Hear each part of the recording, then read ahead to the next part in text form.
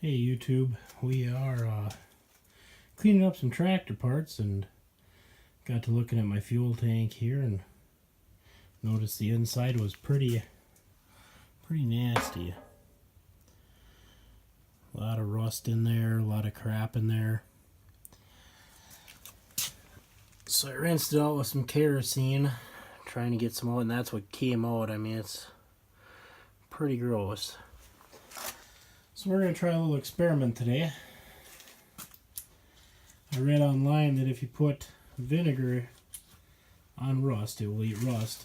A lot of guys say to put it in the gas tank and slosh it around here and there for 24 hours and it should be pretty clean. So we're going to try it. Stick with me here, guys, and I'm going to get this 5 gallons in there and we'll check it again tomorrow in 24 hours. And, well, actually what I'm doing is I'm only putting, this is an 11-gallon tank. I'm putting 5.5, 6 gallons in it. So I'm going to stand it on one end for tonight, and then I'll flip it tomorrow. So it'll actually be 2 full days before we know if it's done anything. Well, let's get to putting the vinegar in. Alright, well, let's see how this works. I'm filming left-handed, so if I'm shaky, that's why.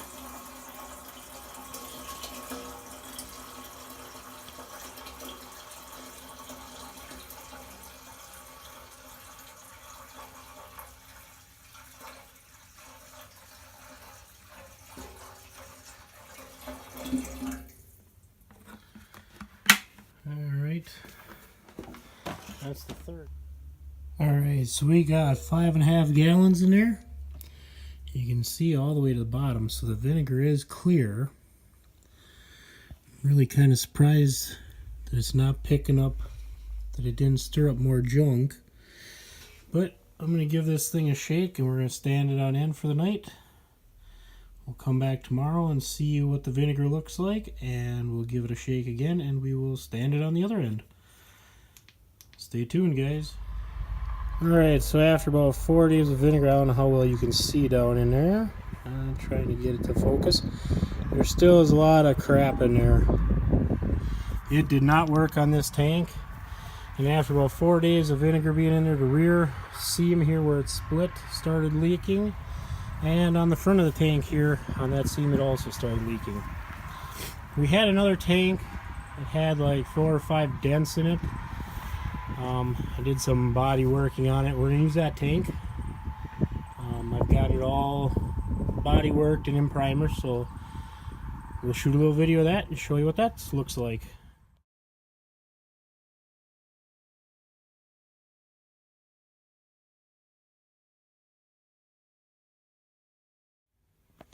Alright guys, so this is the tank that we are going to use.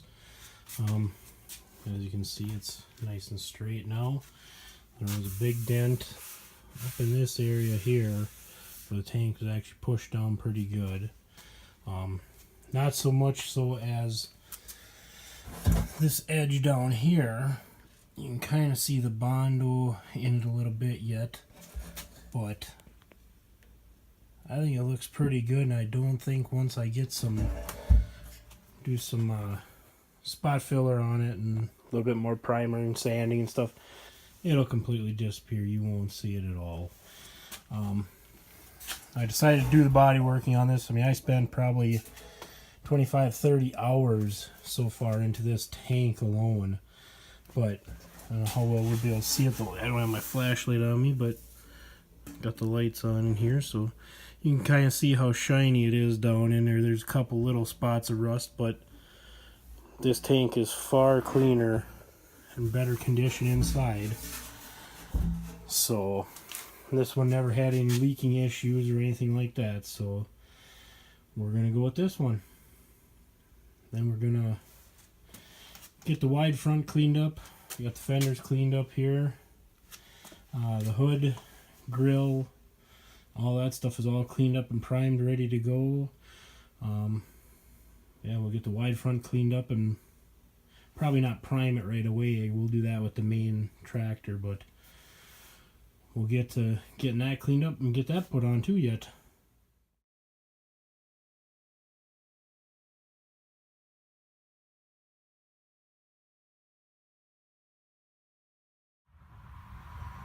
Alright, so the goal of the day today, we're going to take this narrow front off the tractor. We're going to try and put the wide front on it.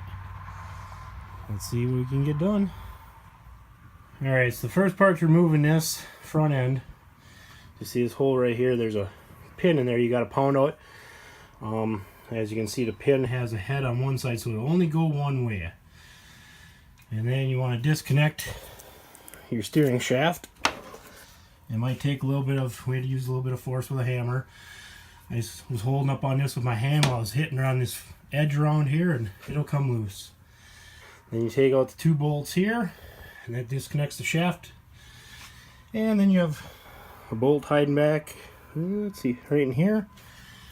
One up here, and on each side. You got 2 bolts like that, and the whole front end will come off then. So, let's get her off.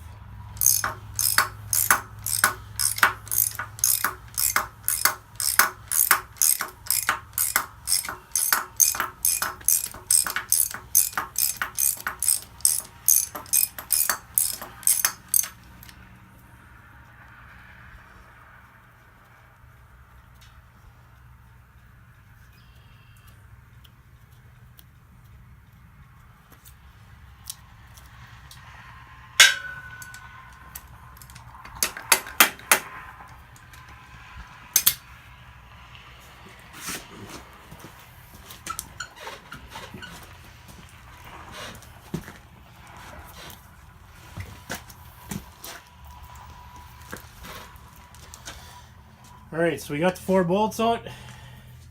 Should be ready to roll it out of here kind of, and just gotta wiggle it out and get it the right position. It's gotta drop down below that engine pulley. And just like that, it's out. So I'm gonna wheel this outside and we'll get this blocked up, and then we'll use the engine hoist to bring in the other one. Alright YouTube, so the wide front is on it. It looks nice, I like it. Now I can't wait to get it running, see how it drives. See how everything functions.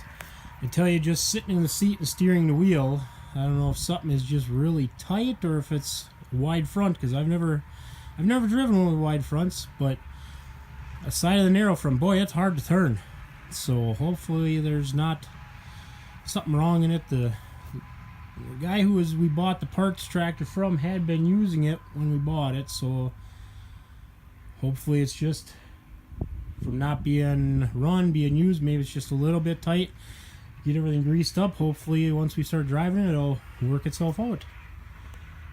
So that's about all we got for this time, YouTube. Next time hopefully you'll be getting the radiator on and getting the gas tank back on it. We'll see if it fires up, so maybe we'll get a video of it starting and driving next time. If you guys like the video, as always, leave me a comment, give me a thumbs up, subscribe to the channel. Catch you guys later.